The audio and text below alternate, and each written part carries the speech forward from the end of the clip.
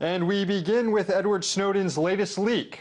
It exposes an NSA program known as XKeyscore, which allows analysts to search through enormous databases containing everything that someone would do on the internet, from email to chat logs to web browsing.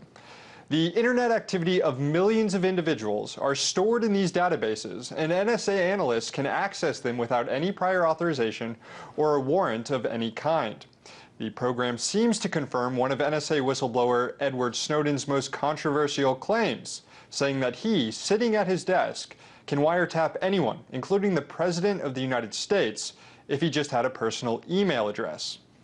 According to NSA documents, XKeyscore is the widest-reaching system for gathering intel on computer networks. A series of PowerPoint slides shows how the program works, allowing analysts to query these massive databases with questions regarding phone numbers, email addresses, and login information. The NSA claims this program is used strictly to target foreign threats in counter-terror investigations. But this revelation further confirms that analysts at the NSA have at least the technological capabilities, if not the individual authority, to monitor and store the online activities of virtually all Americans. Now, Edward Snowden's leak about XKeyscore comes just as the Senate Judiciary Committee convened a hearing this morning to talk about the NSA and FISA court oversight.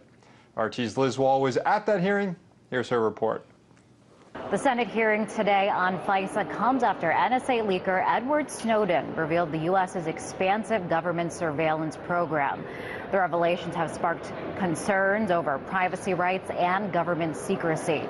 The big question today was, how do we strike a balance between privacy and national security interests? Senators questioned top officials from the NSA, FBI, and Justice Department. If a 29-year-old school dropout could come in and take out massive amounts of data, it's obvious there weren't adequate controls.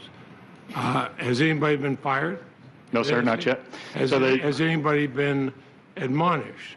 Officials said at this point no one has been fired, nor has anyone resigned in the wake of the leaks. Brought up today was the vastness of the program that collects phone records of millions of Americans on a daily basis, and whether or not it's constitutional to do so. Intelligence officials assured senators that the government only spies on actual conversations when they're suspected of terrorist activity. In fact, according to executive branch officials, the surveillance program has thwarted 54 attacks throughout the world. But a spokesperson from the ACLU said that such a broad collection of information on innocent citizens is unconstitutional. Pervasive surveillance is also poisonous for free speech and free association. People who know the government could be monitoring their every move, their every phone call, or their every Google search will comport themselves differently. They'll hesitate before visiting controversial websites. They'll hesitate before joining controversial advocacy groups. And they'll hesitate before exercising rights that the Constitution guarantees. Deputy Attorney General James Cole said he was open to changing the FISA process to make it more transparent. In Washington, Liz Wall, RT.